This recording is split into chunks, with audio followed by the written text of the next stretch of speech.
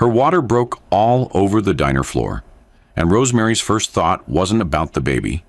It was about losing the $7.50 in tips, still on table 4. 9 months pregnant, working the dinner rush, completely alone. Because 5 months ago, she'd been 20 weeks pregnant, just starting to show, when she signed divorce papers and felt her baby kick for the first time in the lawyer's office. She'd made a choice in that moment. Don't tell him. Don't tell the billionaire husband who'd chosen board meetings over her. Just disappear. But that night, while she screamed through contractions in a delivery room at County General, a medical invoice found its way to Charlie Phillips's desk. And at 11:47 p.m., he would walk through that door. Not the man she'd left, but not the man she needed either. Just a man who'd finally realized what he'd lost. And the word she whispered when she saw him wasn't his name. It was no. Rosemary Matthews was 20 weeks pregnant when her baby kicked for the first time, and she was signing her divorce papers. The pen slipped, not because she was uncertain about ending her marriage, but because the baby, hidden beneath a loose sweater, just beginning to show, chose that exact moment to make itself known. A flutter, unmistakable, like wings beating against the inside of her ribs. She paused mid-signature, just for a second. Her hand pressed flat against her stomach, fingers splayed wide, feeling for it again. There. Another kick. Across the lawyer's mahogany desk, Charlie Phillips didn't notice.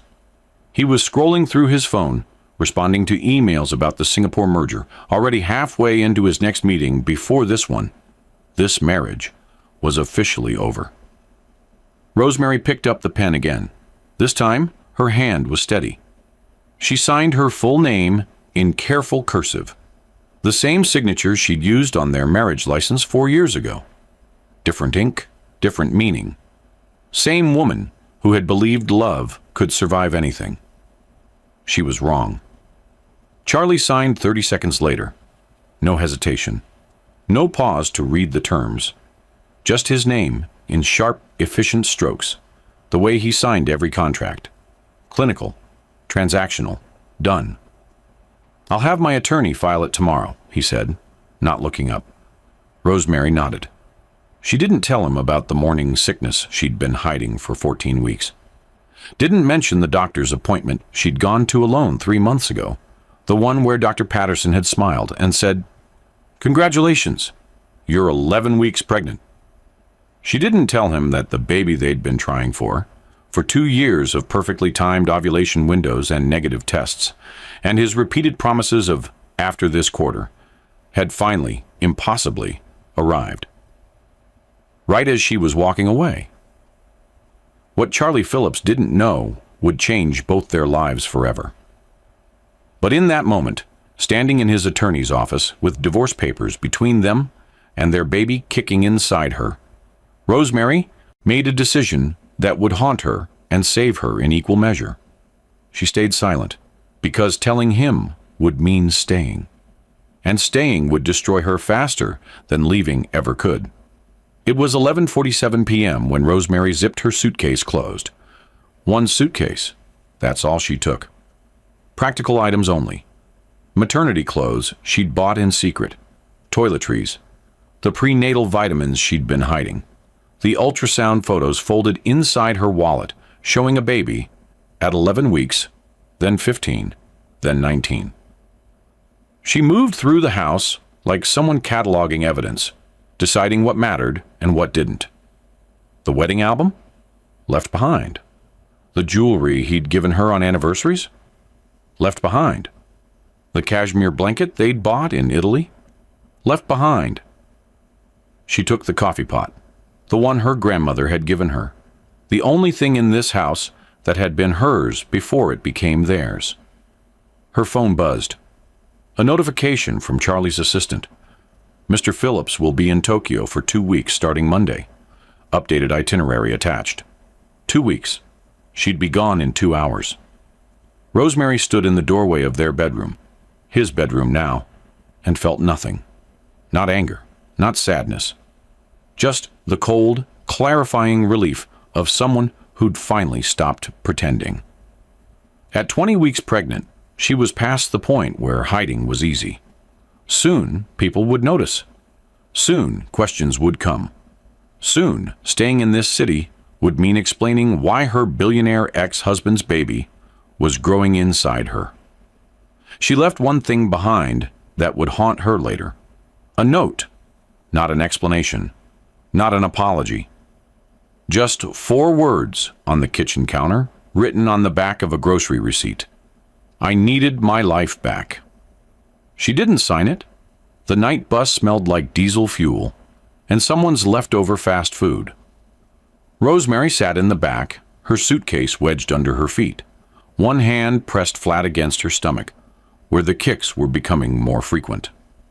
Rain streaked the windows in diagonal lines, blurring the city lights into watercolor smudges. Every mile felt like an exhale she'd been holding for years. She whispered her first apology. I'm sorry you won't know your father.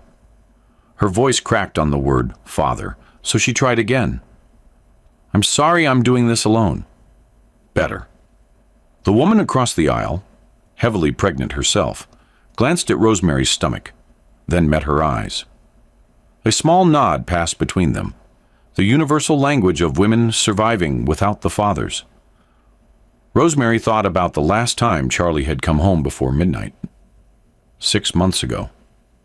He'd walked in at 11:43 p.m., tie loosened, smelling like conference rooms and ambition. She'd been sitting at the kitchen table with 2 plates of cold pasta, already 8 weeks pregnant, but not knowing it yet. He'd kissed the top of her head and said, Sorry, babe, the merger's almost done. The merger had closed 4 months ago. He still wasn't home before midnight. Rosemary counted silently. 14 weeks of hidden mourning, sickness. 42 nights crying alone while he worked late. 62 board meetings he'd never missed. 1 marriage she couldn't save. 1 baby she'd raise alone. She had $847 in her checking account and 19 weeks until her due date. The stakes were simple: survive or collapse. What she didn't know was that leaving would save her and almost destroy him. But that reckoning was still months away. Charlie Phillips stood in the center of his empty house at 1:14 a.m. and felt nothing. No rage, no grief, no impulse to call her or chase her or demand an explanation. Just the dull, functional awareness that something was missing. Like realizing you'd left your phone in another room. Annoying, fixable, not catastrophic. He called his COO, Marcus. She's gone, Charlie said flatly. Marcus sighed. You okay? Yeah, it won't affect the merger. That's not what I asked. Charlie looked around the kitchen. Everything in its place. Clean counters, stacked mail, the note she'd left, crumpled now, shoved in his pocket. I'm fine, he said. He wasn't lying. He genuinely believed it. Marcus paused. You want me to try to find her? No, Charlie said immediately. She made her choice. They talked for another 10 minutes about quarterly projections.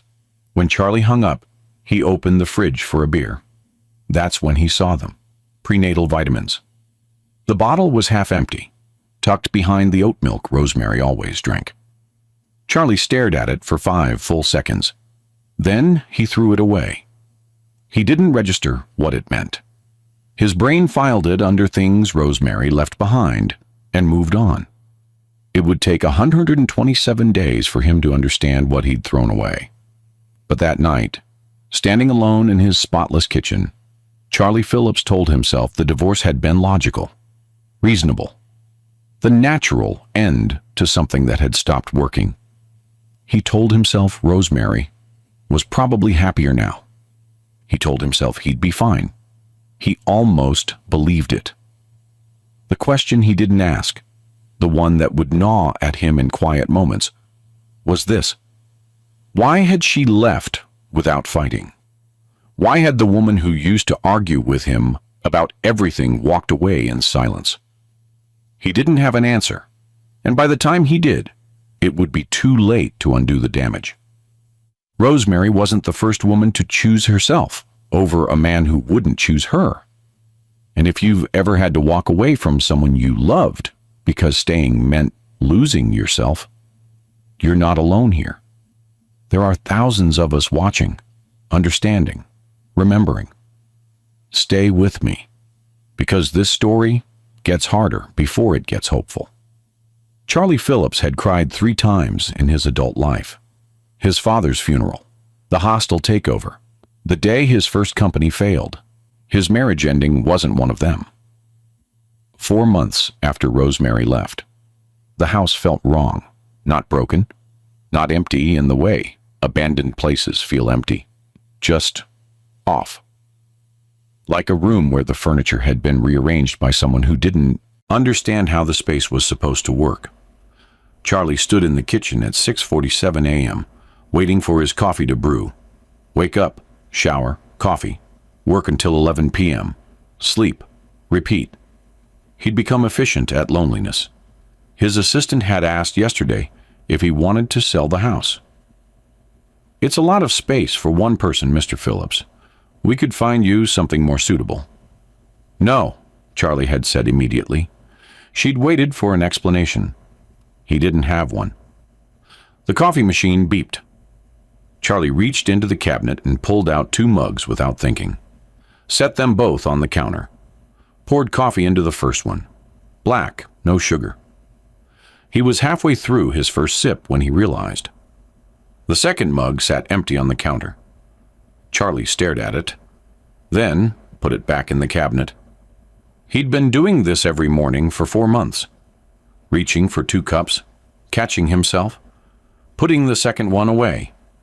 There was a memory, faint, barely accessible, of Rosemary standing barefoot right here, laughing at something on her phone. Sunlight in her hair, her voice bright with genuine joy. He couldn't remember when that was. Couldn't remember what she'd been laughing at. Couldn't remember the last time he'd made her laugh. Charlie finished his coffee standing up and left for the office. "Quarterly earnings are up 17%, Charlie announced to the boardroom. Margin expansion exceeded projections by 4 points.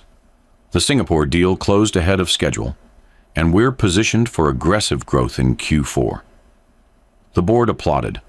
12 people in tailored suits, clapping for numbers on a screen.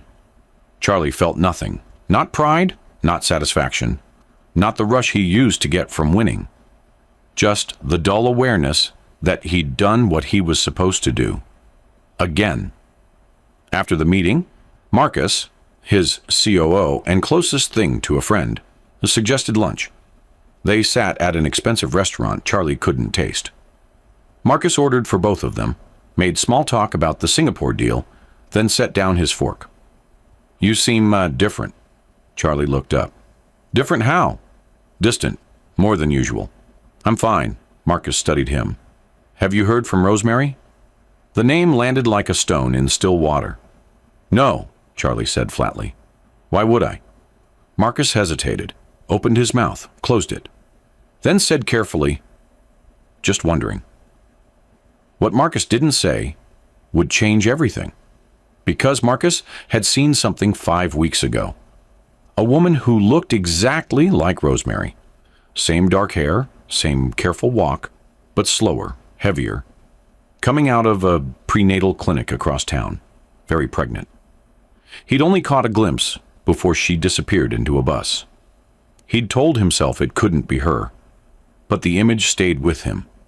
And now, looking at Charlie across this table, at the man who'd built an empire and lost a marriage without understanding either, Marcus was deciding whether Charlie deserved to know. Not yet, he decided. Maybe not ever. Just take care of yourself, Marcus said instead. Charlie nodded and returned to his meal, completely unaware that his entire world was about to change in 127 days. Charlie visited his father's grave every quarter, rain or shine. Board meeting or no board meeting, every 3 months, like clockwork. The cemetery was quiet on a Wednesday afternoon. Charlie knelt on the grass in his $4,000 suit and talked to a headstone like it was therapy. "She left, Dad," he said quietly. "Said she needed her life back." The grave didn't answer. It never did. But Charlie kept talking anyway. "I don't know what I did wrong. I built everything you said to build. The company, the house, the portfolio. I did everything right." A pause. "So why does it feel like I lost?" The wind rustled through the trees. A bird called out somewhere nearby. Charlie sat back on his heels, staring at his father's name etched in granite. "Maybe building wasn't the same as being present," he said slowly, testing the words. The thought felt true and incomplete at the same time, like recognizing a problem but not understanding its depth. The guilt was still abstract, distant. He didn't understand what he'd lost yet. His phone buzzed in his pocket. An email notification. Subject: medical invoice. Forwarding error. Charlie glanced at it, frowned. He didn't recognize the sender. Some billing department from County General Hospital. Must be spam or a mistake. He deleted it without opening. Stood. Brushed grass off his pants. Looked at his father's grave one more time. "I'll figure it out," he promised. He had no idea what he was promising to figure out. That deleted email would arrive again, in paper form, at his office, in 6 weeks. And when it did, everything Charlie thought he understood about loss would shatter in the time it took to read 3 words. Active labor. Patient, Rosemary Matthews. I want to pause here because I know some of you are thinking, he doesn't deserve redemption. And maybe you're right. Maybe some mistakes are too big to come back from. But here's what I've learned in 3 decades of studying stories like this. Sometimes people don't know what they're destroying until it's already gone. So stay with me, because what happens next will show you whether Charlie Phillips is a man who can change, or just a man who regrets. And those are 2 very different things. Charlie sat alone in his office at midnight. The building was empty. Security had made their rounds an hour ago. The cleaning crew had finished and left. Just him and the city lights, visible through the floor-to-ceiling windows. He should go home. Instead, he opened his desk drawer. The wedding photo was buried under old contracts and post-it notes. He hadn't looked at it in months, hadn't wanted to. But tonight, for reasons he couldn't articulate, he pulled it out. Rosemary smiled at the camera. Sunlight caught in her hair, her hand in his. She looked radiant, happy, like a woman who believed the man standing next to her would keep every promise he'd made. Charlie felt something unfamiliar rise in his chest. Not the strategic loss of a failed merger. Not the calculated disappointment of a deal that didn't close. Actual human grief. Raw, heavy, real. He picked up his phone, scrolled to her contact. Rosemary, home, he almost called. His finger hovered over the screen. Then he realized he didn't have her new number. She'd disappeared so completely, he had no way to reach her, even if he wanted to. Charlie set the phone down, stared at the photo for another long minute, then told himself what he'd been telling himself for 4 months. Maybe this was for the best. Maybe she's happier. The words felt hollow, but he repeated them anyway. Because believing she was happier without him was easier than confronting what he'd done to drive her away. He told himself that. He almost believed it. Almost. But late at night, when the city was quiet and there was no one left to impress, Charlie Phillips wondered if the empire he'd built was just an elaborate monument to everything he'd lost. He didn't have an answer. Not yet. Rosemary's water broke at Lou's diner during the dinner rush, and the first thing she thought was, I can't afford to leave my shift early. The coffee pot was heavy in Rosemary's hands. She'd been on her feet for 6 hours. Her ankles were swollen. Her lower back ached with the deep, persistent throb that had become her constant companion. But it was Thursday, Mrs. Chen's night, and Rosemary wasn't going to miss that $20 tip. She refilled the cup at table 7. Then she felt it. A sudden warmth running down her legs. Not gradual, not subtle. A flood. Rosemary looked down. Her apron was soaked. The floor beneath her feet glistened under the fluorescent lights. For 3 full seconds, she just stood there, coffee pot still in hand, trying to process what was happening. Then the first contraction hit. Sharp, breathtaking, like her entire body was clenching into a fist. The coffee pot slipped from her fingers and shattered on the tile floor. "Rosemary!" Lou's voice cut through the diner noise. She was beside her in seconds, strong hands gripping her arms. "Your water just broke, honey. We need to get you to the hospital." "I can't," Rosemary gasped. "My shift." "To hell with your shift." Lou was already pulling out her phone. "I'm calling 911. Mrs. Chen appeared at Rosemary's other side, her weathered hands taking Rosemary's. "Breathe, sweetheart. You're going to be fine." But Rosemary couldn't breathe, because she'd prepared for this moment alone. She'd read the books, packed the hospital bag, practiced the breathing exercises in her tiny apartment. She just didn't think it would feel this terrifying. The ambulance arrived in 8 minutes. Rosemary sat in the back, one hand gripping the rail, the other clutching her phone. The siren wailed overhead. Another contraction ripped through her, sharper this time, longer. She opened her contacts with shaking fingers. Charlie's name was still there. She'd never deleted it. Her thumb hovered over his number. Almost pressed it. Almost. Then she scrolled past him. Her entire contact list consisted of 3 people: Elaine, Lou, and Charlie. She called Elaine. "It's time," Rosemary gasped when Elaine answered. "I'm on my way." The smell of antiseptic burned Rosemary's nostrils. Sharp pain radiated from her lower back down her legs. The paramedic was saying something about breathing, about staying calm. But all Rosemary could think was, "I'm doing this alone. I'm really doing this alone." Meanwhile, 11:34 p.m., Charlie's office. Charlie sat at his desk, reviewing contracts for the Tokyo expansion. The office was silent, except for the hum of his computer and the distant sound of traffic 47 floors below. His desk phone buzzed. "Mr. Phillips?" The night mail clerk's voice crackled through the speaker. "I have a late package for you. Marked urgent." "Bring it up."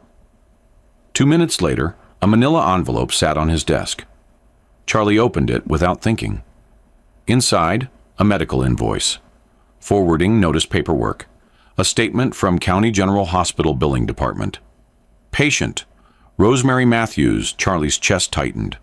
Status, admitted, active labor hospital. County General, date, March 17th, tonight. He read it 3 times, didn't breathe. Active labor.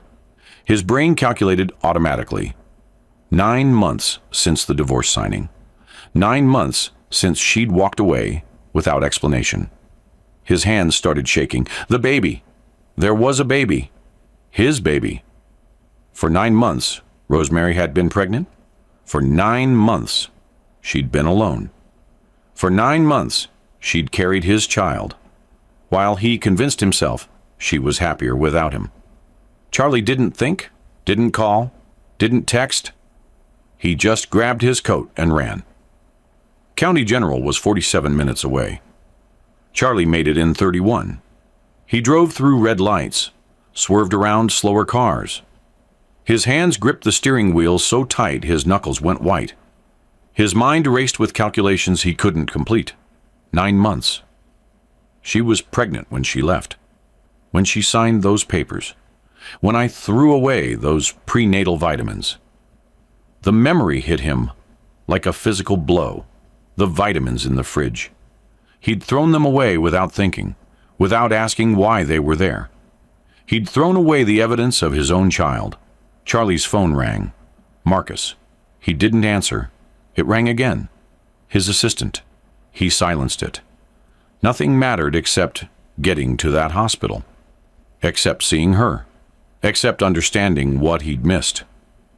He pulled into the parking lot at 11:47 p.m., abandoned his car in a loading zone, and ran. The maternity ward nurse at the desk looked up when Charlie burst through the doors. "I'm looking for Rosemary Matthews," he said, out of breath. "She's in labor. Are you family?" "I'm her husband." The nurse's eyes dropped to his left hand. No ring. "Ex-husband," Charlie corrected. "But I'm the father. His voice cracked. "Please. I need to see her." The nurse studied him for a long moment. Then she sighed. "Room 7, down the hall. But sir, she gets to decide if you stay." Charlie was already moving. He heard her before he saw her. A scream, raw, primal, the sound of a woman in agony. Charlie's hand froze on the door handle. For 3 seconds, he stood there in the hallway, terrified. Then he opened the door. "What are you doing here?" Rosemary gasped, and Charlie looked at her like a man staring at the wreckage of everything he'd destroyed. Charlie stood, frozen in the doorway. He couldn't move, couldn't speak, couldn't process what he was seeing. Rosemary in a hospital gown, legs up in stirrups, face twisted in pain, her stomach impossibly large, with a child he never knew existed. Rosemary's next contraction stole her breath. Her entire body tensed. She couldn't speak, couldn't do anything but grip the bed rails and scream. Elaine stepped forward, positioning herself between Charlie and the bed. "Sir, are you family?" Charlie's voice cracked. I think I'm the father." Rosemary's bitter laugh broke into a sob. "You think?" The words landed like a slap. Dr. Potts looked up from his position at the foot of the bed, his voice calm but urgent. "We need to focus here. Rosemary, do you want him to stay or leave?" Silence. Another contraction built. Rosemary's scream filled the room. Charlie took one step forward, his hands raised like surrender. "I didn't know. I swear to God, Rosemary, I didn't know." Her response came cold and sharp between gasps for air. "You signed the papers. You walked away."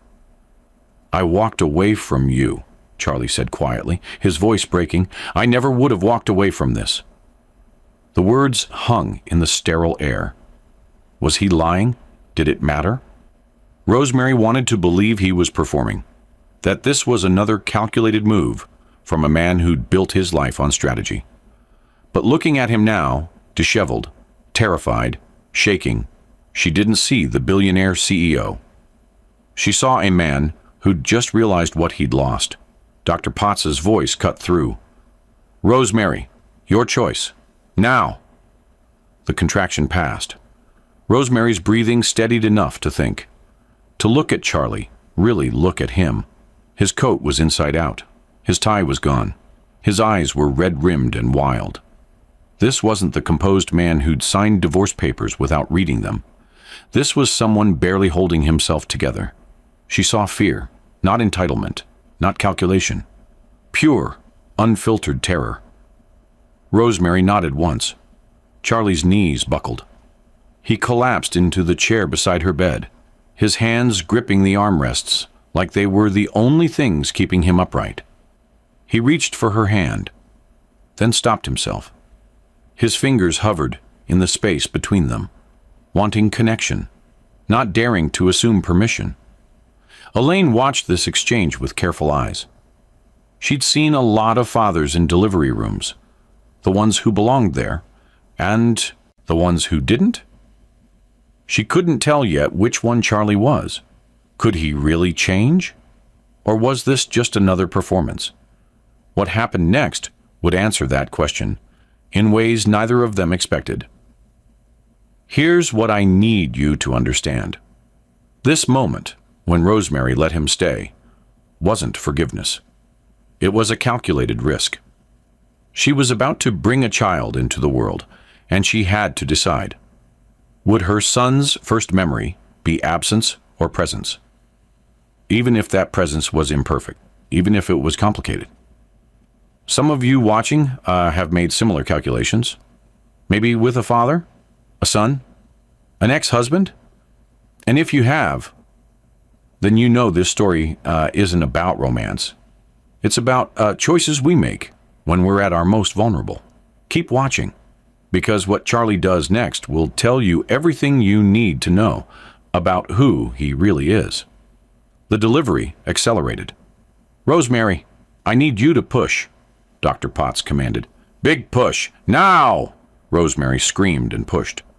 Charlie gripped the bed rail, white-knuckled, watching helplessly.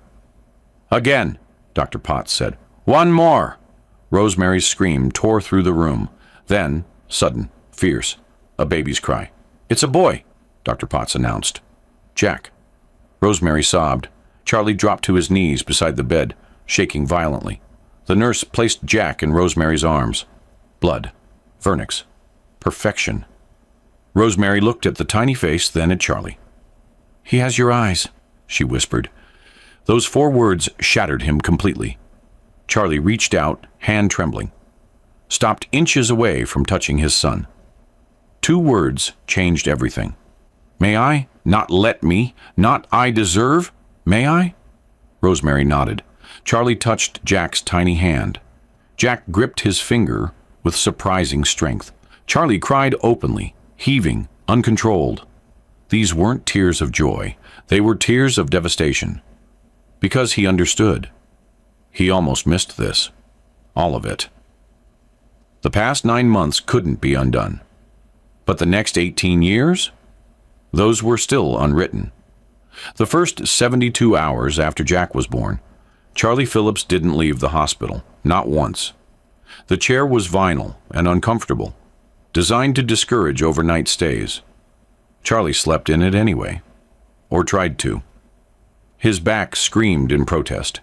His neck cramped. But when the night nurse offered him a cot from the supply closet, he shook his head. "I'm fine here." He wasn't fine, but he didn't feel like he'd earned comfort. At 2 a.m., Jack started crying. The sound cut through the dark room. Urgent, insistent, the kind of crying that demanded immediate response. Rosemary stirred in the hospital bed, exhausted beyond measure. She'd barely slept in 3 days. Her body was still recovering. Every movement hurt. She tried to wake up, tried to sit up. Charlie was already standing. "I've got him," he said quietly. Rosemary watched through half-closed eyes, suspicious. Charlie approached the bassinet like he was defusing a bomb, carefully, uncertain. He picked up Jack, hands under the head, supporting the neck the way the nurse had shown him, and held his son against his chest. Jack screamed louder. Charlie looked down. The diaper was soaked. He fumbled with it, trying to remember the steps. Unfasten the tabs, lift the legs, wipe, new diaper underneath before removing old one. Or was it the other way around? He pulled out his phone with one hand, Jack wailing in his other arm. Typed, "How to change a newborn diaper." Clicked the first YouTube video. At 2 a.m. in a hospital room, Charlie Phillips, billionaire CEO who'd negotiated deals in 6 languages, watched a tutorial on diaper changing while his son screamed. He got it wrong the first time. The diaper twisted sideways. Wrong the second time. Forgot to clean properly. Jack screamed. Charlie persisted. Third time, the diaper went on correctly. Snug. Dry. Functional. Jack's crying softened to whimpers. Charlie walked to the window, rocking his son gently. The city lights stretched out below them. The same city where Rosemary had rebuilt herself alone while he'd worked until midnight. "I'm sorry," Charlie whispered to Jack. "I'm so sorry I wasn't there." Jack's breathing steadied. His tiny fist gripped Charlie's shirt. Within minutes, he was asleep. Charlie kept rocking him anyway. Rosemary pretended to be asleep, watching through barely open eyes. This would be the first of 47 midnight diaper changes Charlie would do in the next month. Morning arrived too bright and too early, day 3. Rosemary sat in the uncomfortable hospital bed, nursing Jack. Her body ached everywhere. Exhaustion sat heavy on her shoulders, like a physical weight. The door opened. Charlie walked in holding 2 cups of coffee from the cafeteria. He set one on her bedside table, without a word. Rosemary glanced at it, then at him. He'd remembered. 2 creams, no sugar. It was a small detail, insignificant, really. But she noticed. They sat in silence. Jack nursed. Charlie sipped his black coffee, watching them with an expression Rosemary couldn't quite read. Finally, she spoke. "Why are you still here?" Charlie looked at her directly. "Where else would I be?" "A board meeting, a merger.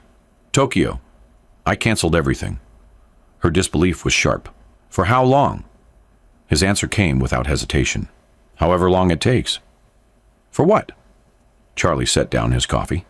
His honesty was raw, unpolished. "I don't know yet, but I know I can't leave." Rosemary wanted to believe him. Wanted to. But wanting and believing were different countries, separated by 9 months of proof that words meant nothing. Belief required proof.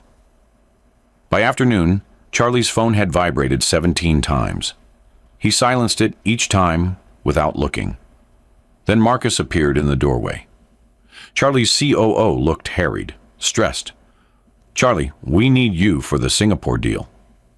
Charlie didn't stand, didn't even set down the bottle he was feeding Jack. "Reschedule it." "We can't. It's $400 million, see?" Charlie looked at Jack. 7 pounds 2 ounces of perfect humanity sleeping in his arms. Then back at Marcus. "I said reschedule it." Marcus stared. "You're serious." "Completely." "Charlie, this is $400 million, I know. Reschedule it or cancel it. I don't care which." Marcus opened his mouth, closed it, then nodded slowly and left, confusion written across his face. Rosemary had witnessed the entire exchange from her bed. Something in her chest cracked. Not forgiveness. Not yet. But the first hairline fracture in the armor she'd built around her heart. For the first time since signing those papers, Rosemary wondered if she'd been wrong about one thing. Whether people could actually change. Day 4. Hospital discharge. Rosemary sat on the edge of the bed, dressed in the same clothes she'd arrived in 4 days ago. Jack was bundled in a hospital blanket. She had no car seat, no real plan for getting home. Charlie appeared in the doorway. "I bought one. It's already installed." She stared at him. "What?" "A car seat. In my car." Rosemary's surprise was genuine. The drive to her apartment was silent, except for Jack's occasional coos from the back seat. When they pulled up to the building, Charlie saw it for the first time. The peeling paint, the broken security door, the narrow stairwell leading to the 4th floor. This was how she'd been living. He said nothing. Just helped carry Jack upstairs. Held the door while she unlocked it. Followed her into the tiny studio apartment that was smaller than his closet. He stood awkwardly by the door, still holding the diaper bag. Rosemary settled Jack in the bassinet she'd assembled herself months ago, then turned to face Charlie. "You can go now." Charlie's voice was quiet. "Can I come back tomorrow?" She hesitated. Every instinct screamed at her to say no, to protect herself, to remember the 9 months of silence and absence. But then she looked at Jack, sleeping peacefully in his bassinet. "Morning, 9 a.m. Charlie nodded and left. He showed up at 8:45 a.m. every single day for the next month. 3 weeks in, Rosemary made Charlie a cup of coffee. It was the first thing she'd given him that he hadn't asked for. Charlie's new life had a rhythm now. 8:45 a.m. arrival, always 15 minutes early, never late. Diaper duty, bottle prep. Grocery runs when Rosemary's fridge was empty.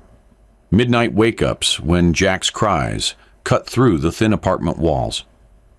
He didn't ask to hold Jack. He waited to be offered.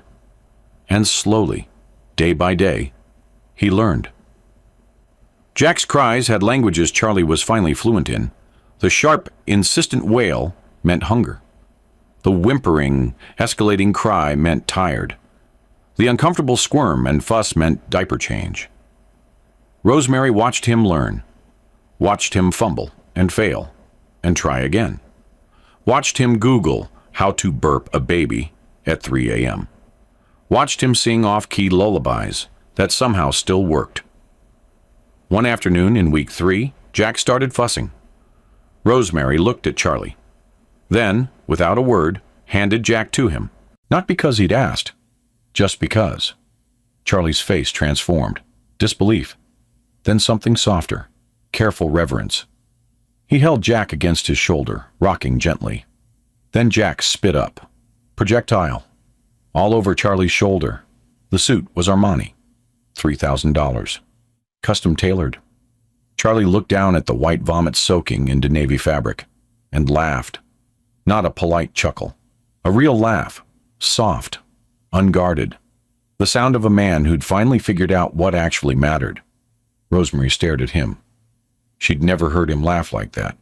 For the first time in weeks, she almost smiled. Week 4. 3 a.m. Jack wouldn't stop crying. Rosemary had tried everything. Feeding, changing, rocking, singing. Nothing worked. Her exhaustion was a physical weight crushing her chest. She wanted to cry herself. Charlie appeared in the doorway of her bedroom, awake, alert. "Let me take him." Something inside Rosemary snapped. "You think 1 month erases 9? The words came out sharp, venomous. Charlie froze, and then the dam broke. "I was alone," Rosemary said, her voice rising with each word. "I threw up alone. I felt him kick alone. I was terrified alone." Charlie didn't defend himself, didn't interrupt, just listened. She kept going, 9 months of silence finally finding voice. "You said you walked away from me. But I was the pregnancy, Charlie. You walked away from both of us." Every word landed like a blow.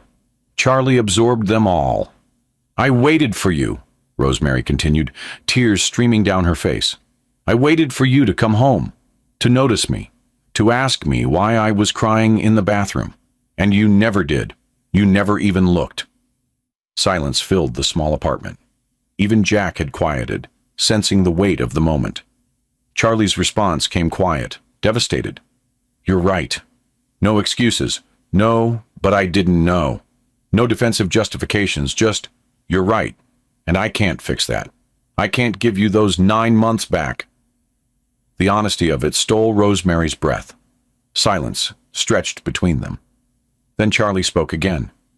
"But I'm here now, and I will be here tomorrow, and the day after, until you tell me to stop." Rosemary looked at him, really looked, and for the first time, she believed him. Not fully, but enough. Morning arrived with soft light through thin curtains. Charlie showed up at 8:45 a.m. as always. He brought flowers, grocery store carnations, nothing fancy, and a package of diapers. Practical and thoughtful in equal measure. Rosemary took the flowers without comment, set them in a mason jar filled with water. Then she turned to face him. "Why are you doing this?"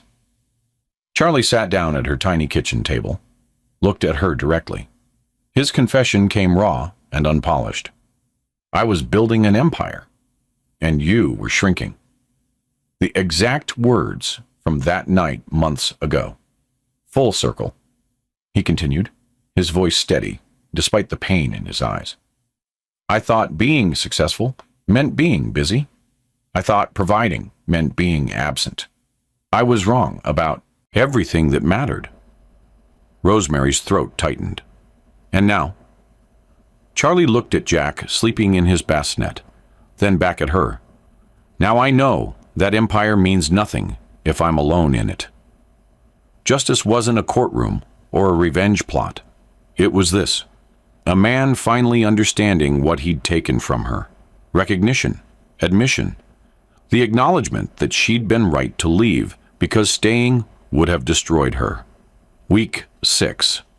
One quiet afternoon, Rosemary and Charlie sat on her second-hand couch with Jack sleeping between them.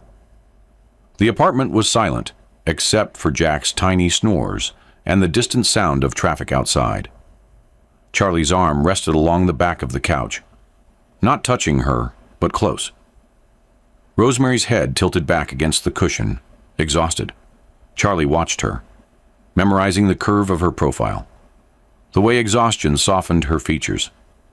The woman he'd failed and was desperate to deserve. His whisper broke the silence. "I don't know what we are." Her whisper came back. "I don't either." His promise followed. "But I know who I want to be." Long silence stretched between them. Not uncomfortable, just weighted with truth. Finally, Rosemary spoke. "Prove it. Not with words, with years." Charlie nodded, because he understood now. Presence wasn't a sprint. It was a marathon measured in midnight wake-ups and grocery runs and diaper changes and showing up even when it was inconvenient, especially when it was inconvenient. And for the first time since signing those papers, Rosemary felt something she thought she'd buried. Hope. Not the naive hope of a woman who believed promises, but the cautious hope of someone who'd watched a man choose differently, who'd seen him reschedule $400 million deals and sleep in uncomfortable chairs and learn Jack's cries like a new language. Hope earned through action, not words. Jack stirred between them, his tiny fist opening and closing in sleep. Charlie reached down, letting Jack grip his finger. Rosemary watched, and didn't pull away when Charlie's other hand found hers on the couch. The past couldn't be rewritten. But the future? That was still unwritten. This story doesn't end with a kiss. It ends 14 months later with a promise kept. Jack's first birthday. The apartment was too small for a party, but they made it work anyway. Rosemary had never moved. Charlie had offered, multiple times, to buy her a house. Something bigger, better, safer. She'd said no each time. This space was hers. She'd rebuilt herself here. Jack had come home to these creaky floors. And somehow, that mattered more than square footage. Lou brought a chocolate cake from the diner. Mrs. Chen arrived with hand-knitted booties. Elaine and Dr. Potts came bearing gifts wrapped in bright paper. Charlie was there too, helpful but not central, setting up chairs, pouring drinks, taking photos with Rosemary's phone when she asked. He'd learned to exist in spaces without dominating them. Jack sat on the floor in his birthday outfit, tiny jeans and a striped shirt, surrounded by wrapping paper he found more interesting than the actual gifts.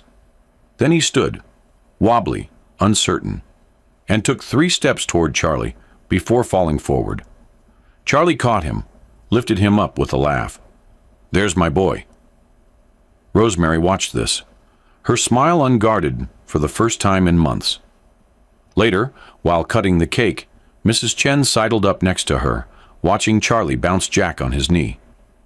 "He's different than you described," she whispered. Rosemary looked at Charlie, really looked, at the man who showed up at 8:45 every morning, who knew Jack's cries by heart, who'd walked away from an empire to be present. "He is," Rosemary said quietly.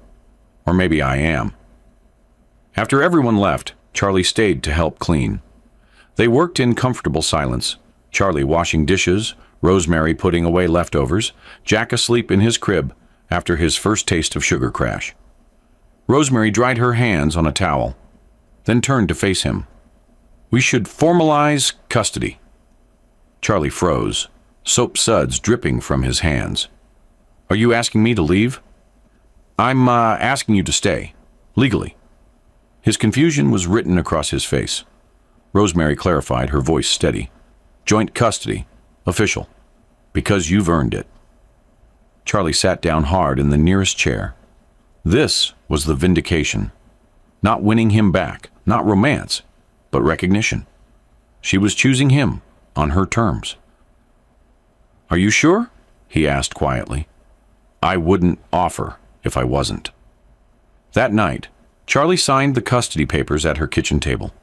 And this time, parallel to that night 14 months ago when she'd signed divorce papers, the pen didn't slip. His hand was steady, his signature clear, his commitment absolute. 6 months later, 20 months post-delivery, life had found a rhythm that didn't fit any traditional definition. Charlie had sold his company stake, stayed on as advisor, not CEO. He worked remotely 3 days a week, his home office now filled with framed photos of Jack instead of awards. Rosemary returned to work part-time at the nonprofit clinic, the same one where she'd met Elaine, where she'd cried for the first time after leaving. Now she counseled other women rebuilding their lives alone.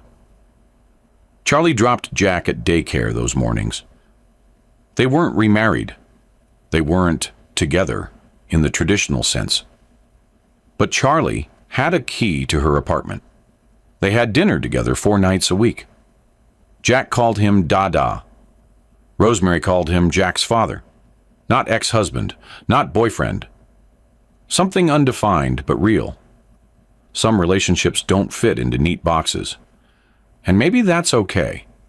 What mattered was this: Jack was loved completely by 2 people who'd learned that presence mattered more than promises. One Sunday afternoon in early spring, they took Jack to the park. Jack played in the sandbox, his tiny hands scooping and dumping with the serious concentration only toddlers possess. Rosemary sat on a bench, reading a book she'd been trying to finish for 3 months. Charlie sat next to her, watching Jack. The quiet moment stretched between them. Comfortable, easy. Charlie broke the silence. "Do you think you'll ever forgive me?" Rosemary looked at him. She'd asked herself that question 1,000 times. Late at night, when Jack was asleep, during the 8:45 a.m. arrivals, while watching Charlie learn fatherhood, one mistake at a time. Her answer came honest. "I don't know. Maybe. Ask me in a decade." He nodded. "Fair." A long pause. Then she added quietly, "But I can tell you this. I don't regret letting you in that delivery room." His voice cracked. "Neither do I." Jack toddled over then, interrupting the moment. He held out his hands, offering them each a stick he'd found. A gift, an invitation. They accepted it. The 3 of them sat there in grass and sunlight. Imperfect, complicated, present, not a fairy tale ending. Something better, a real one. Rosemary had fled her marriage to save herself. And somehow, in running, she'd taught Charlie Phillips how to finally stop chasing the wrong things. 3 years later, Charlie would propose again. Not with a diamond, with a promise. "I will never make you smaller to fit my ambition." Rosemary didn't answer right away. She said, "Let me think about it." She thought about it for a year. Then she said yes. But that's another story. This one ends here, in a park on a Sunday afternoon, with a man who learned that empires mean nothing, and a woman who taught him what actually matters, and a little boy who will grow up knowing that love isn't inherited. It's chosen, every single day, in 1,000 small moments that add up to a life. You've witnessed something rare. A man who changed not because he regretted losing, but because he understood what he'd destroyed. And a woman strong enough to let him try, while never compromising the boundaries that saved her. This story was for every woman who's ever had to choose herself, who's ever walked away when staying meant shrinking, who's ever rebuilt quietly while the world wasn't watching. You are Rosemary. And you deserve a Charlie who shows up at 8:45 a.m. every single day. For years. Not words. Presence.